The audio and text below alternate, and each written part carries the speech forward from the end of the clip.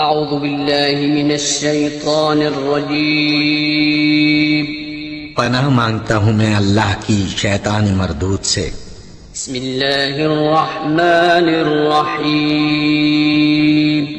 شروع اللہ کا نام لے کر جو بڑا مہربان نہایت رحم۔ ونستغفره ونعوذ بالله من شرور أنفسنا ومن سيئات أعمالنا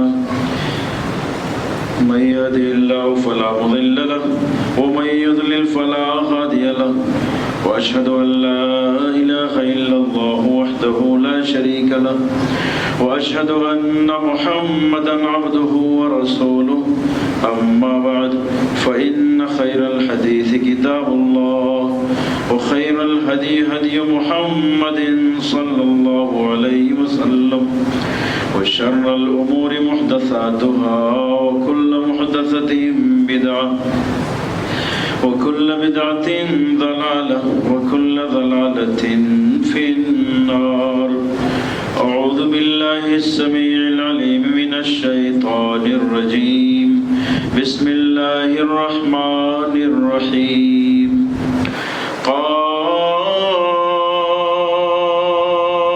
والقرآن المجيد بل عجبوا أن جاءهم منذر منهم فقال الكافرون هذا شيء عجيب أإذا متنا وكنا ترابا ذلك رجع بعيد قد علمنا ما تنقص الأرض منهم وعندنا كتاب حفيظ بل كذبوا بالحق لما جاءهم فهم في أمر مريج أفلم ينظروا إلى السماء فوقهم كيف بنيناها وزيناها وما لها من فروج والأرض مددناها وألقينا فيها رواسي وأنبتنا فيها من كل زوج بهيج تبصرة وذكرى لكل عبد منيب ونزلنا من السماء ماء مباركا فأنبتنا به جنات وحب الحصيد والنخل باسقات لها طلع نضيد رزقا للعباد وأحيينا به بلدة ميتا كذلك الخروج كذبت قبلهم قوم نوح وأصحاب الرس وثمود وعاد وفرعون وإخوان لوط وأصحاب الأيكة وقوم تبع كل كذب الرسل فحق وعيد أفعينا بالخلق الأول بل هم في لبس من خلق جديد بسم الله الرحمن الرحيم أتعبدون ما تنحتون والله خلقكم وما تعملون معزز سامعین وحاضر جواب، تمام تعریف ہر قسم کی بڑائی و بزرگی، عظمت و کبریائی صرف اللہ وحدہ لا شریک کے لیے لائق و سزاوار ہے۔ بے شمار درود و سلام نازل ہو اس کے تمام انبیاء اور رسل پر، بالخصوص اس کے آخری رسول محمد رسول اللہ صلی اللہ علیہ وسلم پر۔ معزز سامعین،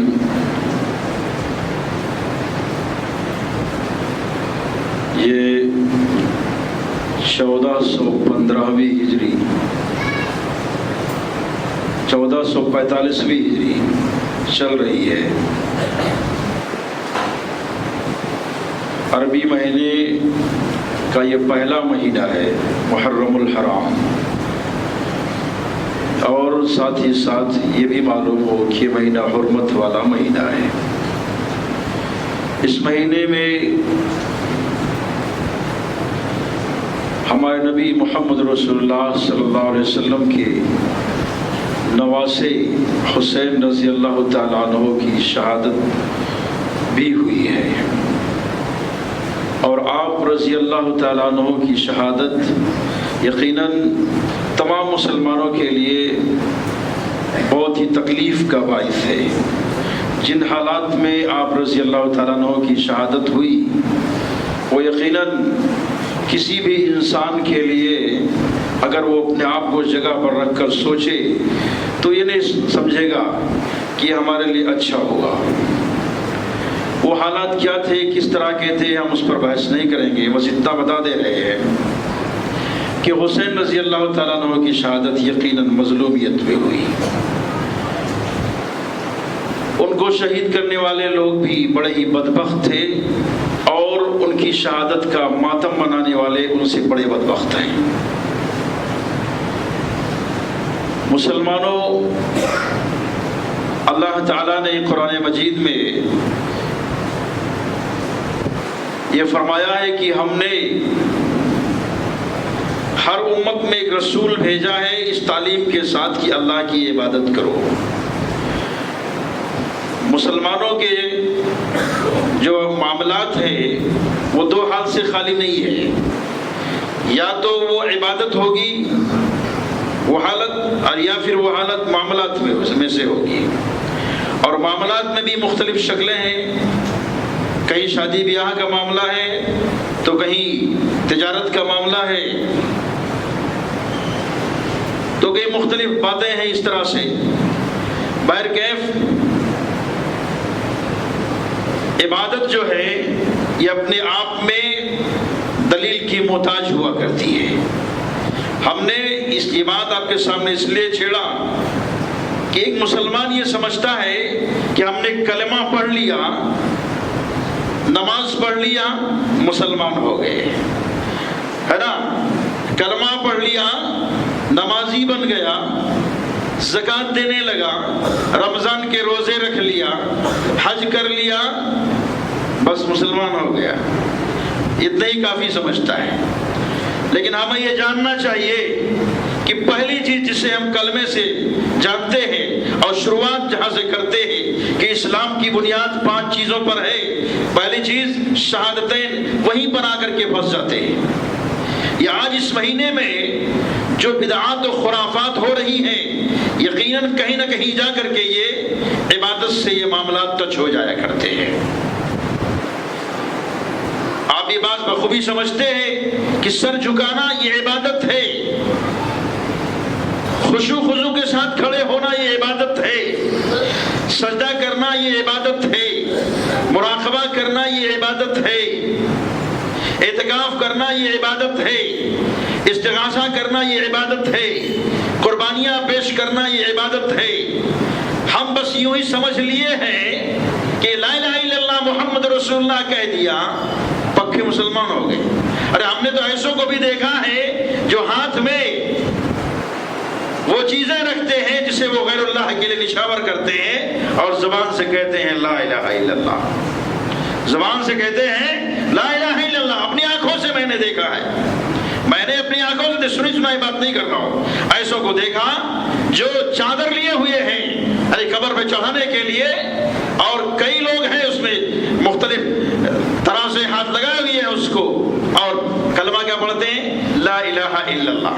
अल्लाह के सिवा कोई माबूद नहीं। उनको ये नहीं मालूम कि जुबान से हम क्या कह रहे हैं और अपने अमल से हम क्या पेश कर रहे हैं। जुबान से कहते कुछ और हैं और अमल से कुछ और ही पेश कर रहे हैं, और दोनों एक ही वक्त में, दोनों एक ही वक्त में। आपको मुशाहिदा करना है तो कब्र परस्तों को जाकर देख लो, कब्रों पर चादर चढ़ाते हुए क्या करते हैं। वो कलमा पढ़ते हैं, जुबान से कहते हैं अल्लाह के सिवा कोई माबूद नहीं, लेकिन अमल से पेश करते हैं, वो अमल हाल से कि इबादत तो सिर्फ अल्लाह की नहीं है, इस कब्र वाले की भी है, इस कब्र वाले की भी है। जबकि हकीकत यह है कि इबादत सिर्फ और सिर्फ अल्लाह की है, बाकी किसी और की नहीं है। हमने समझा ही नहीं है शिर्क और तौहीद को, हमने نے یہ جانا ہی نہیں ہے توحید کے مسائل کو، توحید ہے کیا، شرک سے بچنا جو ہے وہ کیا چیز ہے، وہ کیا چیز ہے، شرک کیا چیز ہے، ہم نے اس کو جانا ہی نہیں ہے۔ اس چیز کو بخوبی ہم جانیں اور اسے ان تک پہنچائیں جو شرک میں مبتلا ہے، توحید کی حقیقت لوگوں کو سمجھائیں، ان لوگوں کو خاص طور سے جو توحید سے دور ہیں اور یہ سمجھتے ہیں کہ یہ موحد ہے، ان تک یہ بات پہنچنی چاہیے کہ توحید ہے کیا۔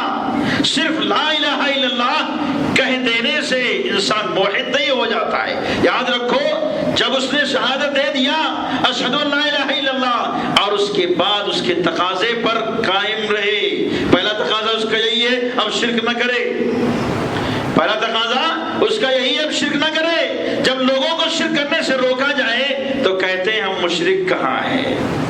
ایک صاحب بہت دعا تعویذ کرتے تھے، میں نے شرک پر تقریر کیا، انہوں نے سنا تو کہاں لوگوں سے، مجھ سے تو ڈائریکٹ نہیں کہا انہوں نے، کہاں لوگوں سے یہ بہت شرک کرتے ہیں، ارے ہم تعویذ بناتے ہیں، تعویذ دیتے ہیں لوگوں کو، لیکن ہم شرک نہیں کرتے، لیکن ہم شرک نہیں کرتے ہیں۔ تو بھائی پھر شرک ہے کیا چیز، شرک ہے کیا چیز، وہ چیز ہمیں جاننا پڑے گا نا۔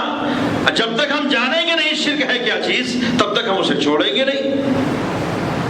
شرک صرف اس کا نام نہیں ہے کہ آپ ربوبیت کے قائل ہو جاؤ، یعنی اللہ کی ملکیت کو تسلیم کر لو، اللہ کی تخلیق کو تسلیم کر لو، جو کچھ اللہ نے پیدا کیا اس کو مانو، ہے نا، کہ اللہ کی پیدا کردہ چیزیں ہیں، یا یہ کہ صرف یہ مان لو کہ اللہ کا یہ حکم چلتا ہے، وہی تدبیر کرتا ہے۔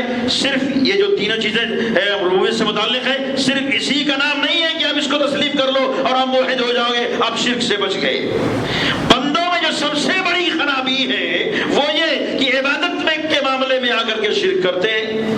دوسری بڑی خرابی یہ ہے کہ اسماء و صفات کے معاملے میں آ کر کے شرک کرتے ہیں، وہ سمجھتے ہی نہیں ہیں الوہیت کیا چیز ہے، اور یہ جانتے ہی نہیں ہیں اسماء و صفات کے معاملے میں توحید کیا چیز ہے۔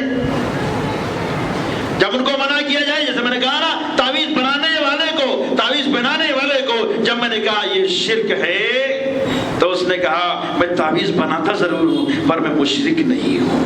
وہ تو ایسے ہی ہوا نا کہ میں استغاثہ کرتا ہوں، میں ایک اللہ کو سجدہ نہیں غیروں کو بھی سجدہ کرتا ہوں، لیکن مشرک نہیں ہوں، لیکن میں مشرک نہیں ہوں۔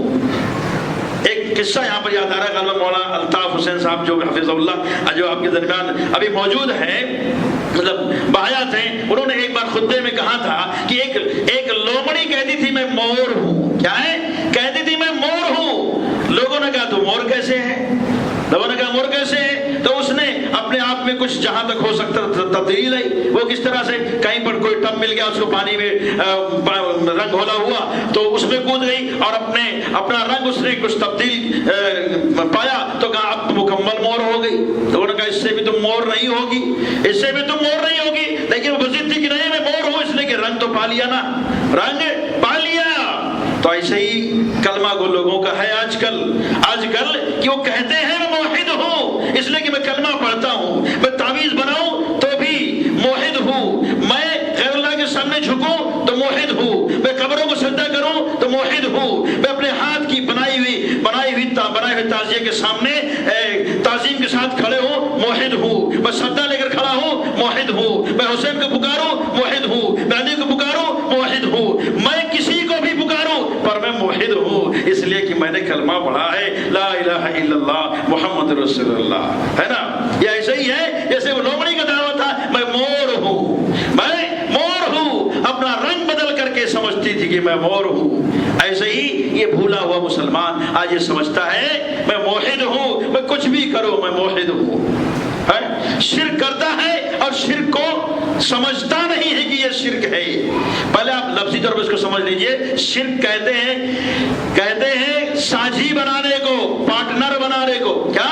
پارٹنر بنانے کو۔ جیسے ایک آدمی ایک کام کر رہا ہے نا، اپنے کام میں کسی اور کو شریک کر لے تو وہ اس کا پارٹنر ہوتا ہے۔ اللہ نے اپنے معاملات میں کسی کو شریک نہیں کیا، اس کا پارٹنر کہاں سے ہو سکتا ہے؟ اللہ خالق ہے، اللہ مالک ہے، اللہ حاکم ہے، نہ اپنی حکومت پہ، نہ اپنی خلق میں، اور نہ ہی اپنے تدبیر میں نہ ہی اپنے امر میں کسی کو پارٹنر نہیں رکھا ہے وہ، تو اس کا شریک کہاں سے ہو سکتا ہے؟ بندہ پارٹنر بناتا ہے اور کہتا ہے میں مشرک نہیں ہوں، پارٹنر بنانے والا نہیں ہوں، میں اللہ کا پارٹنر نہیں بناتا ہوں، اللہ کا شریک نہیں بناتا ہوں، لیکن وہ اپنے عمل حال سے یہ پیش کرتا ہے کہ نہیں یہ اللہ کا شریک ہے، اللہ کا شریک ہے۔ آج امت مسلمہ کا ایک بڑا طبقہ گمراہ ہو چکا ہے، اس مہینے میں اس گمراہی کا اظہار بڑے ہی کر و فر کے ساتھ کرتا ہے۔ کیا ہے؟ بڑے ہی کر و فر کے ساتھ کرتا ہے امت مسلمہ کا ایک بڑا طبقہ۔ وہ کیا ہے؟ حسین رضی اللہ تعالیٰ عنہ کی تعزیت میں سب کچھ کرتا ہے نا، اور حسین رضی اللہ تعالیٰ عنہ کی شہادت سے پہلے بہت سارے لوگ شہید ہوئے ہیں، لیکن انہی کو آدمی نے کیوں چنا؟ انہی کو کیوں چنا؟ اس کی وجہ یہ ہے کہ ان سے پہلے بدماشوں کو، فتنہ پروروں کو ایسا کوئی معاملہ نہیں ملا تھا کہ جس کو اچھال کر کے اور امت مسلمہ سے ہمدردی بٹور سکے۔ شہید تو بہت سارے لوگ ہوئے تھے، اور ایسے دور میں ہوئے تھے کہ جس دور میں ان کو ہمت نہیں پڑتی تھی، چاہے وہ نبی کریم صلی اللہ علیہ وسلم کا دور ہو، چاہے وہ بکر صدیق رضی اللہ عنہ کا دور ہو، چاہے عمر فاروق رضی اللہ عنہ کا دور ہو، چاہے وہ عثمان غنی رضی اللہ عنہ کا دور ہو، علی رضی اللہ عنہ کا دور ہو، لیکن ہمت نہیں پڑتی تھی اس طرح سے آگے بڑھنے کی۔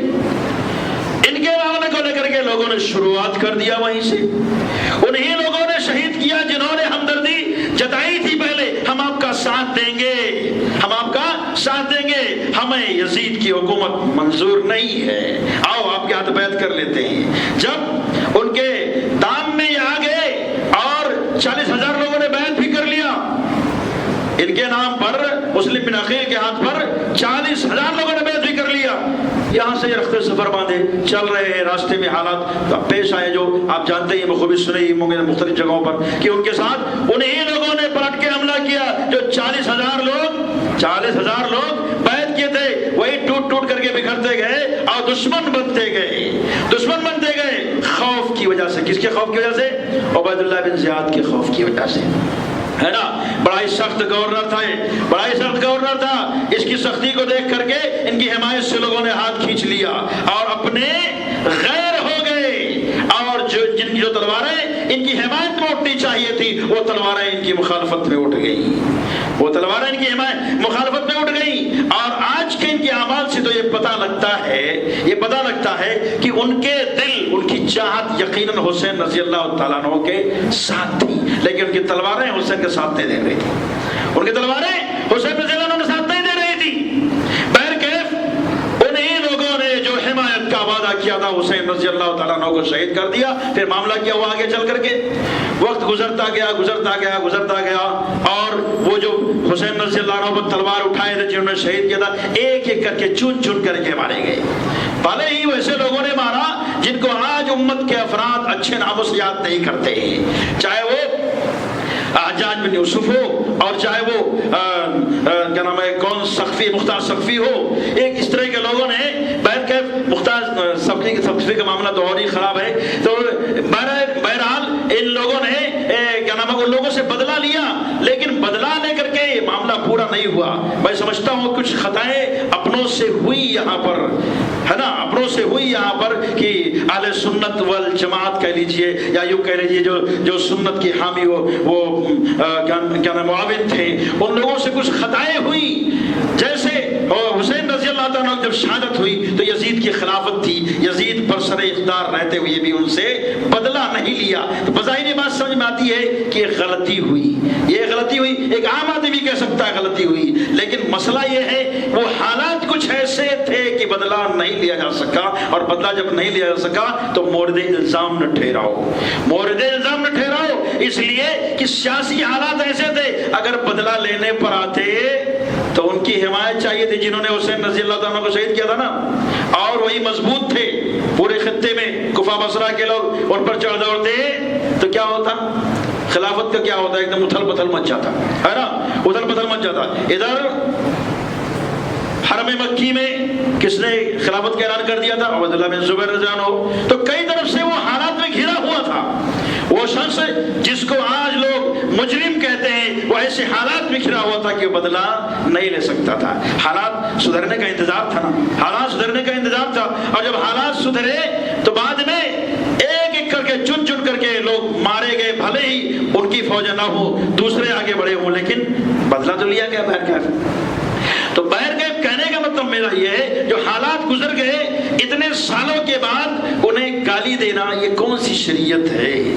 اسٹیج لگا کر کے انہیں فاسق کہنا, انہیں بدعمل کہنا, انہیں شرابی کبابی کہنا, یہ کون سی شریعت ہے؟ جس نے جو کیا وہ اس کا بدلہ پائے گا. اب تم حصے دار بن رہے ہو ان کو گالیاں دے کر کے, انہیں گالیاں دے کر کے ان کے اعمال میں حصے دار بن رہے ہو. کیا ضرورت ہے گالیاں دینے کی؟ کہنا کافی نہیں ہے کہ حسین رضی اللہ تعالیٰ عنہ مظلومیت کی حالت میں شہید ہوئے, یقیناً ہوئے. اب اس کا بدلہ اللہ کے ذمہ ہے. اور سیاسی حالات ایسے تھے کہ بدلہ لیا نہیں جا سکتا. وہ ایسے ہی حالات تھے جیسے علی رضی اللہ عنہ اور معاویہ رضی اللہ عنہ کا معاملہ تھا, ہے نا. جیسے علی رضی اللہ عنہ اور معاویہ رضی اللہ عنہ کا معاملہ تھا. معاویہ رضی اللہ تعالیٰ عنہ نے کہا تھا میں علی کے ہاتھ پر بیعت اس وقت تک نہیں کروں گا جب تک کہ یہ علی عثمان رضی اللہ تعالیٰ عنہ کے قاتلوں کا بدلہ نہیں لے لیتے ہیں. ان کے اپنا اجتہاد تھا, انہوں نے کہا ایسا. اور چونکہ وہ شام کے گورنر بھی تھے, زیادہ لوگ ان کے ساتھ میں کھڑے تھے, اور انہوں نے طاقت کے بلبوتے پر اعلان کر دیا میں آپ کے ہاتھ پر بیعت نہیں کروں گا اس وقت تک جب تک کہ آپ ان سے بدلہ قاتلین عثمان سے نہیں لے لیتے ہو. علی رضی اللہ عنہ نے کہا قاتلین عثمان ہی تو میری حمایت میں کھڑے ہیں, زبردستی انہوں نے آپ کو خلیفہ بنایا ہے, اور جو ہماری حمایت میں کھڑے ہیں اگر تم انہی کو مارنے کی بات کرتے ہو تو کم سے کم میرا ساتھ تو دو. پہلے ساتھ دو گے تو ہی میرے سے بدلہ لے سکتے ہیں. کہا نہیں پہلے بدلہ لو. یہ کیسا ہو سکتا ہے؟ ارے بھائی جس سے حکومت مضبوط ہے اسی کو کاٹنا شروع کر دے تو پھر مضبوطی کہاں سے آئے گی؟ خلافت مضبوط کیسے ہو پائے گی؟ بہرکیف یہ ایک اجتہادی معاملہ تھا, کسی کو مورد الزام نہیں ٹھہرایا جا سکتا. آج اب ان کے واقعے کو چھیڑ کر کے کبھی نہیں کہیں گے کون حق پر تھے کون نہ حق پر تھے, لیکن اتنا کہہ دیں گے کہ جو علی رضی اللہ تعالیٰ عنہ سے خروج کر کے باہر نکلا وہ حق پر نہیں تھا, حق کے قریب علی رضی اللہ تعالیٰ عنہ تھے. اس لیے کہ نبی کریم صلی اللہ علیہ وسلم کا فرمان ہے کہ علی وہ جماعت اس کو قتل کرے گی جو جماعت حق کے قریب ہوگی. اور یہ معاملات ہوئے بعد میں علی رضی اللہ تعالیٰ عنہ نے خارجیوں کو مارا, قتل کیا, ہے نا. بہرکیف آپ اس کو نہیں چھوڑو گے, اس لیے کہ یہاں علی اور معاویہ رضی اللہ عنہ کا معاملہ ہے تو حسین رضی اللہ عنہ اور یزید رحمت اللہ علیہ کے معاملے کو کیوں اس طرح سے اچھالتے ہو کہ امت میں فتنہ پھیلے؟ فتنے کو تو دبانا چاہیے, فتنے کو ختم کرنا چاہیے. مزید اس کو ہوا دی جاتی ہے ہر سال اور مختلف نئی شکلوں میں اس معاملے کو اچھال کر کے ہوا دی جاتی ہے. اور ایک بڑا طبقہ اپنی گمراہی پر نازاں ہے, فرحاں ہے, خوش ہے کہ ہم ہی سنی ہے, ہم ہی سنت پر ہے. وہ جو علی رضی اللہ عنہ کے دشمن تھے, وہ جو حسین رضی اللہ تعالیٰ عنہ کے قاتل ہیں, اور جن کے آبا و اجداد آج وہ آگ پر ماتم کر رہے ہیں, آگ بچھا کر کے 56 چھریاں لے کر کے بدن کو کاٹ رہے ہیں اور سمجھتے ہیں کہ ہمارا کفن ادا ہو جائے گا, ہمارے باپ دادا کے گناہوں کا کفن ادا ہو جائے گا. پہلی چیز تو یہ کہ اللہ نے فرمایا ہے لا تزر وازرۃ وزر اخرى, کوئی کسی کا بوجھ نہیں اٹھائے گا. اللہ قیامت کے دن کسی پر کسی کا بوجھ یوں ہی نہیں رکھ دے گا یہ خطا اس نے کیا اور اس کے گناہوں کو اس پر لاد دیا جائے, ایسا نہیں کرے گا. ہاں اللہ کی بات کوئی حالت ہو جیسے کہ کوئی کسی کا حق مارا ہو تو قیامت کے دن اس کو بدل دینے کی بات آئے گی, اور اگر اس کے پاس درہم و دینار نہیں ہے اور ایسی باتیں نہیں ہوں گے تو اللہ تعالیٰ اعمال سے ان کو بدلا دے گا. اعمال نیک اعمال ختم ہو جائیں گے تو جس کو پھر بھی بدلہ باقی ہے تو اس کے اوپر گناہوں کا بوجھ لا دیا جائے گا, ہے نا. یہ ایک سچویشن ہے, ایک کنڈیشن ہے, ورنہ عام حالت میں ایسا نہیں ہے کہ کسی کا بدلہ کسی کو دے دیا جائے. آپ اپنے بدن کو کیوں کاٹ رہے ہو, کیوں 56 چھریوں سے ہلاک کر رہے ہو اپنے آپ کو, کیوں ننگے پیر چل رہے ہو, کیوں ننگے پیر چل رہے ہو, کیوں غمی مناتے ہو, کیوں ان 10 دنوں میں شادی بیاہ سے بھاگتے ہو؟ خوف نہیں ہے اللہ کا، نئی شریعت ایجاد کرنے میں ڈر نہیں ہے، محمد رسول اللہ صلی اللہ علیہ وسلم کی شریعت کو بگاڑنے میں ذرا بھی خوف نہیں ہے، جیسے چاہا ویسے زندگی گزارنا چاہتے ہو، اپنی چاہت پہ نہیں ہوتی ہے شریعت، شریعت تو وہ ہوتی ہے جو محمد نے پیش کر دیا اور ان کے اصحاب نے جو پیش کیا عمل کر کے دکھایا، وہ شریعت ہے۔ شریعت ہماری منمانی والا معاملہ نہیں ہے۔ تو مسلمانوں، یہ ایک بہت بڑا المیہ ہے اس قوم کے لیے کہ یہ قوم جو توحید کی دعوت دیتی تھی، شرک سے روکنے کی بات کرتی تھی، یہ قوم خود ہی شرک میں مبتلا ہو گئی ہے۔ آپ نے بارہا سنا ہوگا یہ کہ شرک کی 4 قسمیں ہوتی ہیں، ایک عبادت میں شرک، ایک عادت میں شرک، ایک علم میں شرک، ایک تصرف میں شرک، ہے نا؟ یہ 4 طرح کے شرک ہوا کرتے ہیں، اور یہ شرک آج مسلمان کر رہا ہے، بہت سارے مسلمان کر رہے ہیں، اس میں مبتلا ہے، اس میں مبتلا ہے لوگ۔ عبادت کا معاملہ ہے، بہت سارے لوگوں کی عبادتیں ہو رہی ہیں، اللہ کو چھوڑ کر کے غیر اللہ کی عبادت ہو رہی ہے نا؟ ایک مسلمان ہے، کلمہ پڑھتا ہے، لیکن پھر بھی وہ غیروں کے سامنے سر جھکاتا ہے، زندہ لوگوں کے سامنے، اور یہ دیکھ رہا ہے کہ یہ آدمی ہے اور روپیہ بٹور رہا ہے، پھر بھی اس کے سامنے جا کے سر جھکاتا ہے۔ آپ نے یوٹیوب پہ نہیں دیکھا بہت سارے ویڈیوز کو ایسے مزاروں کے کہ کیا نام ہے، بیٹھے ہوئے ہیں مجاور صاحب یا یوں کہہ لیجیے خانقاہی صاحب، اور مجاور بن کر کے، خانقاہ والے بن کر کے، اور ایک دم جگاتی بن کر ان کے سامنے لوگ باری باری آ رہے ہیں، سر پٹک رہے ہیں، سجدہ کر رہے ہیں، روپیہ پھینک رہے ہیں، ہے نا؟ آج لوگ اس میں ملوث ہیں، جو عام بات ہے ایک دم سے سمجھ میں آتی کہ یہ شرک ہے، یہ شرک ہے غیر اللہ کو سجدہ کرنا۔ آپ نے کبھی سنا ایک صاحب آئے آپ صلی اللہ علیہ وسلم سے بولے کہ ہم نے دیکھا ہے ہیرا میں لوگ سجدہ کرتے ہیں مرزبان کو، یعنی اپنے بادشاہ کو، میں چاہتا ہوں کہ آپ کو سجدہ کروں۔ آپ صلی اللہ علیہ وسلم فرمایا تمہارا کیا خیال ہے کہ جب میں مر جاؤں، میری قبر کے پاس سے گزرو، تو کیا میری قبر کو سجدہ کرو گے؟ میری قبر کو سجدہ کرو گے؟ کہا نہیں، یہ نہیں چاہتا میں۔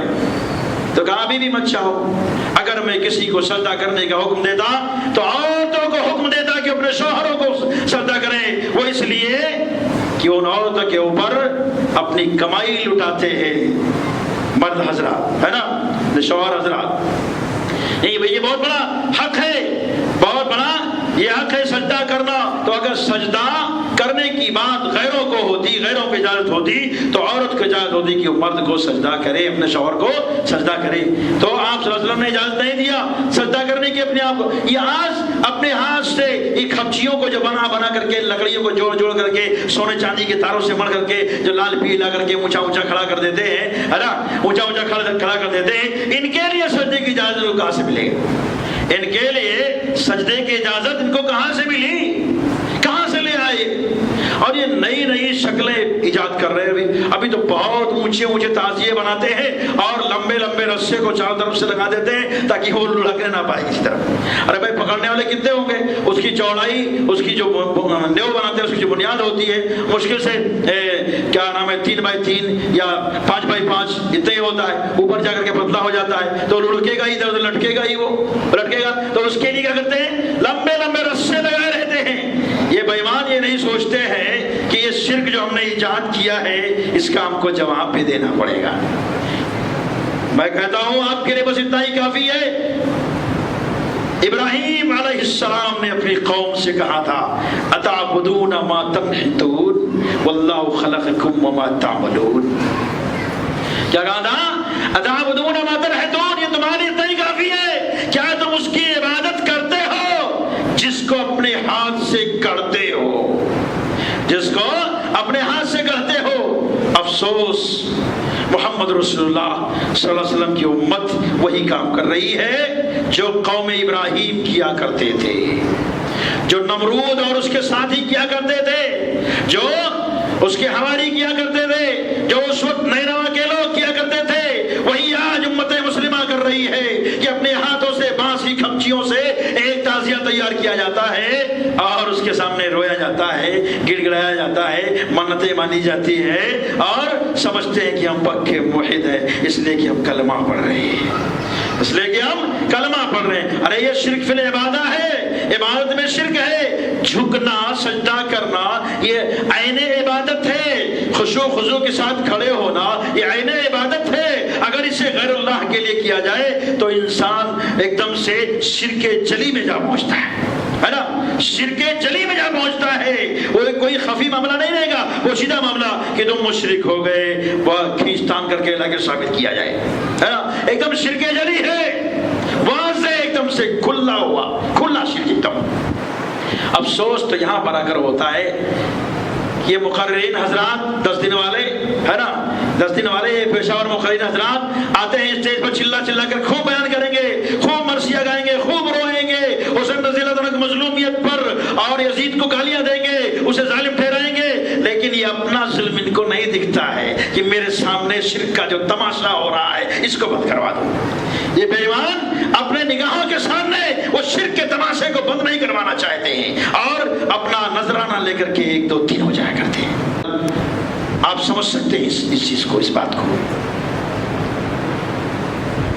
بندے کے اوپر سب سے بڑی ذمہ داری یہی ہے کہ لوگوں کو شرک سے بچائے۔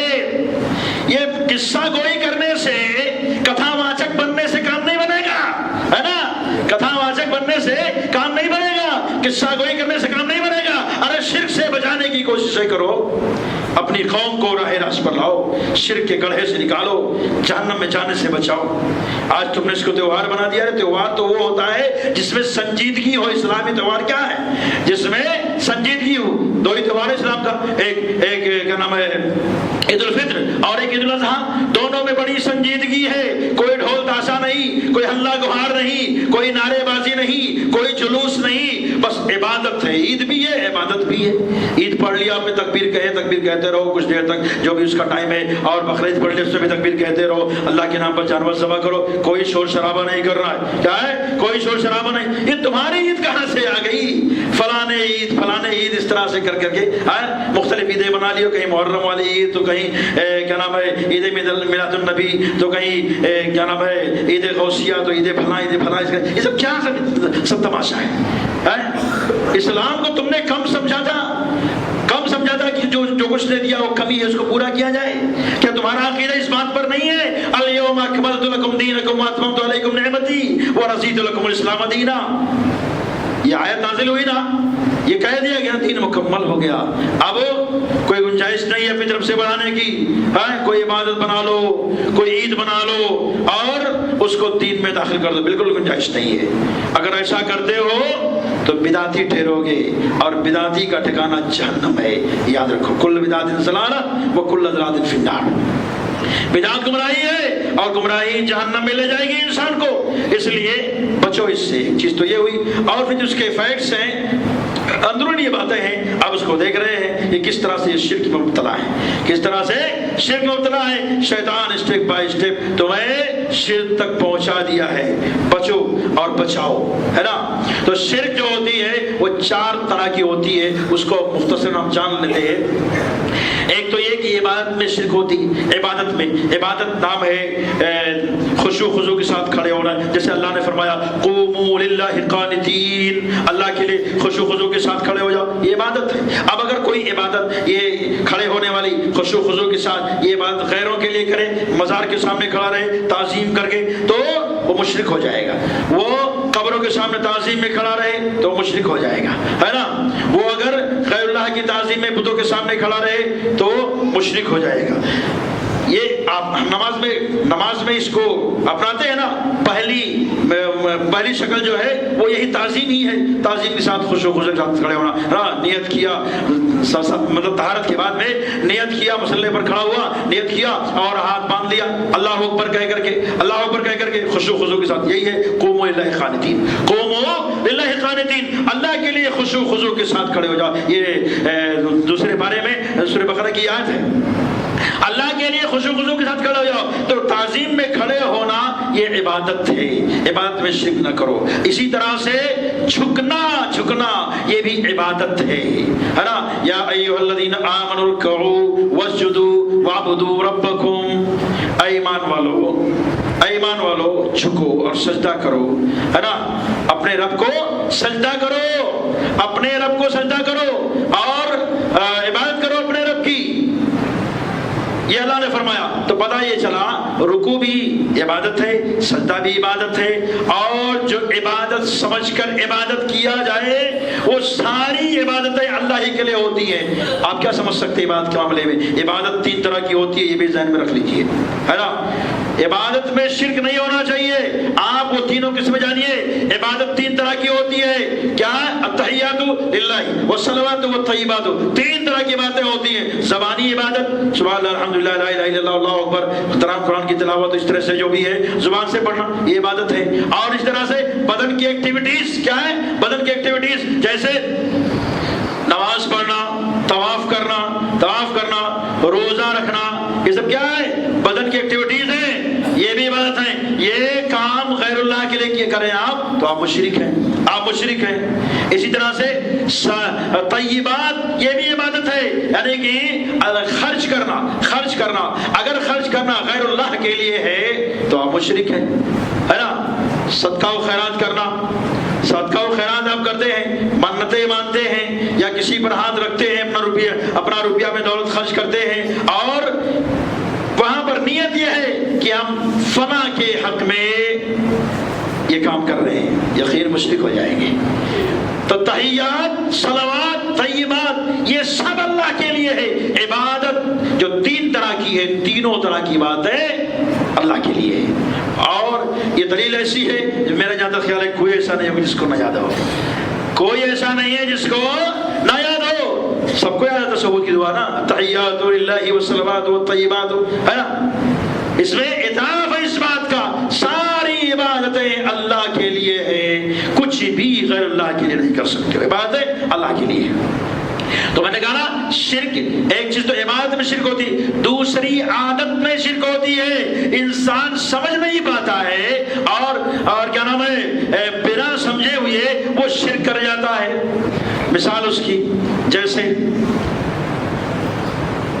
کبھی ہاتھ سے برتن گر گیا تو اس نے کہہ دیا ارے مہمان آنے والے ہیں، مشرک ہو گیا۔ ہاتھ سے برتن گر گیا تو کہا مہمان آنے والے ہیں، انسان مشرک ہو گیا۔ اپنے گھر کے منڈیر پر 2 کووں کو دیکھا، آپس میں چارے کا تبادلہ کر رہے ہیں تو کہا مہمان آنے والے ہیں، مشرک ہو گیا، ہے نا۔ سوپ لے کر کے چاول کی صفائی کر رہی ہے عورت، سامنے ایک بچہ چلا جائے، وہ کہتا ہے سامنے مت جا، تیری زندگی میں برکت نہیں ہوگی، یا تجھے شادی میں کچھ نہیں ملے گا، یہ باتیں بولتی ہیں عورتیں، مشرک ہو گئے۔ چارپائی پر بیٹھے ہیں، پیر ہلا دیے، ارے دلندر آ گیا، کیا ہے؟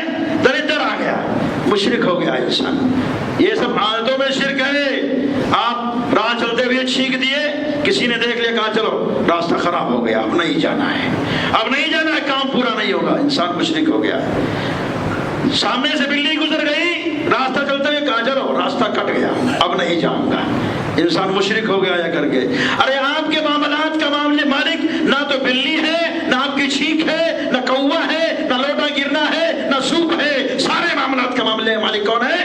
اللہ ہے۔ سمجھو ان چیزوں کو، عادتوں میں شرک نہ کرو۔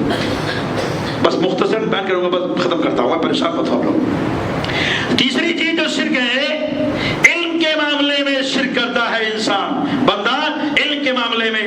آج واضح ایک بات ہے، آج لوگ کہتے ہیں محمد رسول اللہ صلی اللہ علیہ وسلم کو وہ علم غیب رکھتے تھے، یہ نہ کہتے عالم الغیب ہے، یہ نہیں کہتے کہ عالم الغیب ہے، وہ کہتے ہیں علم غیب رکھتے ہیں۔ ارے بات تو ایک ہی ہوئی، چاہے عالم الغیب کو چاہے علم غیب رکھنے والا کہو، ہے نا۔ عالم الغیب کا ترجمہ یہ ہوتا ہے علم غیب رکھنے والا۔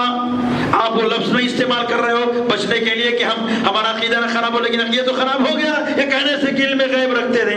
ارے محمد رسول اللہ صلی اللہ علیہ وسلم اللہ کے بتائے ہوئے کے مطابق غیب کی باتیں آپ تک پہنچاتے تھے، اس میں کمی بیشی نہیں کرتے تھے۔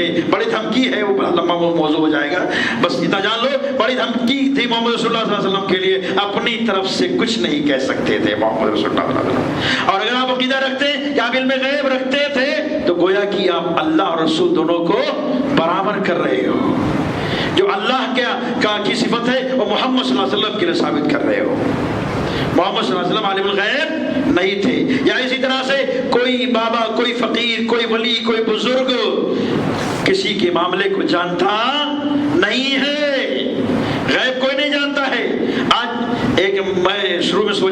ایک موضوع ہے, اس پر کچھ زیادہ ہی بحث کروں گا, بات کروں گا, لیکن مجھے موقع نہیں ملا.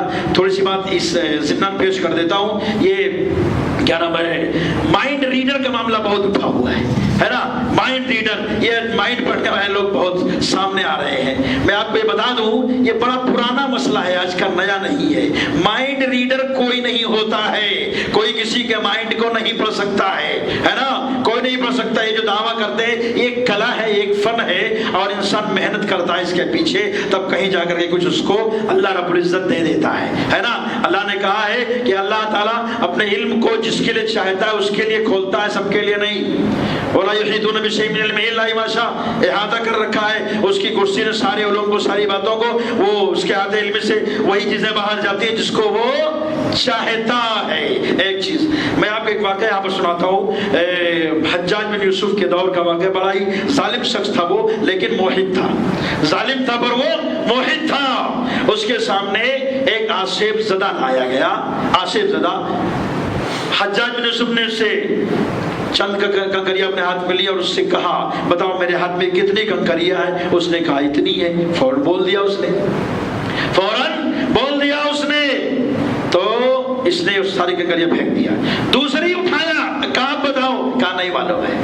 اس آصف زدہ نے کہا اب نہیں معلوم ہے. کہا میں نے کیسے بتایا تھا؟ کہا پہلے ایسے بتایا تھا کہ تم نے گن لیا تھا, تمہارے وسوسے کو پتا تھا کتنی کنکریاں ہیں, تو ہمارا وسوسہ تمہارے وسوسے سے مل گیا اور خبر مل گئی کہ تمہارے ہاتھ میں کتنی کنکریاں ہیں. اس کو آج کی زبان میں بولتے ہیں ٹیلی پیتھی. کیا بولتے ہیں؟ ٹیلی پیتھی. یہ کام کرنے کے لوگ محنتیں کرتے ہیں, اور پہلے کیا تھا, محنت نہیں کرنی پڑتی تھی. بہت سارے شیاطین انسانوں کے پیچھے جو لگے رہتے تھے, آج بھی وہی کام کر رہے ہیں شیاطین, اور ادھر کی بات ادھر پہنچاتے ہیں. وسوسے سے پتہ کر لیتے ہیں لوگ, تو کہتے ہیں ہم بڑے ماہر ہیں, ہم بڑے ماہر. یہ شیطان زدہ لوگ ہیں, ان سے بچو اور اپنے عقیدوں کو خراب کرنے کی کوشش نہ کرو. یہ بس تھوڑی سی باتیں سے اچک سکتے ہیں, آپ پوری بات نہیں بتائیں گے ہے نا, پوری بات نہیں بتا سکتے, اچک سکتے ہیں تھوڑا سا. جیسے ابن سیاد کے بارے میں آپ صلی اللہ علیہ وسلم کی ایک حدیث ہے کہ آپ نے کہا کہ میری مٹھی میں کیا ہے. آپ نے کہا تھا میری مٹھی میں کیا ہے, تو ابن سیاد نے کہا دکھ دکھ. کیا کہا تھا؟ دکھ دکھ. اچکنے کی کوشش کیا اس نے, اس لیے کہ شیطان ہی تھا جو وسوسے کو ملانے کی کوشش کر رہا تھا. تو آپ صلی اللہ علیہ وسلم کے دل میں کیا تھا؟ دل میں رکھ کے جو مٹھی میں پیش کر رہے تھے سورہ دخان تھی. کیا تھی؟ سورہ دخان. تو اس نے کہا دکھ دکھ, اس نے کہا تھا دکھ دکھ. آپ صلی اللہ علیہ وسلم نے فرمایا تو اپنی اوقات سے باہر نہیں جا سکتا ہے. دن کی اوقات اتنا ہی ہے کہ تمہارے موبائل کا پیٹرن کیا ہے اور تمہارے موبائل کا پاسورڈ کیا ہے, بس. یہ ٹیلی پیتھی والوں کا ہے نا. تو علم غیب صرف اللہ کے پاس ہے. اشراق فی العلم سے بچو, ایسے ہی اشراق فی التصرف سے بھی بچو, یعنی کہ اختیارات کا مالک اللہ کو جانو. بابا نے یہی سے ختم کرتا ہوں یہ کہہ کر کے کہ سارے شرک سے بچو آپ اور موحد بنو. اللہ تعالیٰ سے دعا ہے کہ اللہ تعالیٰ تمام مسلمانوں کو سچا موحد بنائے, ہمیں شرک کی آلودگیوں سے بچائے, ہمارا خاتمہ ایمان پر کرے. آمین. وآخر دعوانا ان الحمدللہ رب العالمین. بارک اللہ لنا ولکم فی القرآن ونفعنا وإياكم بالآيات الحكيم إنه تعالى جواد كريم ملك بر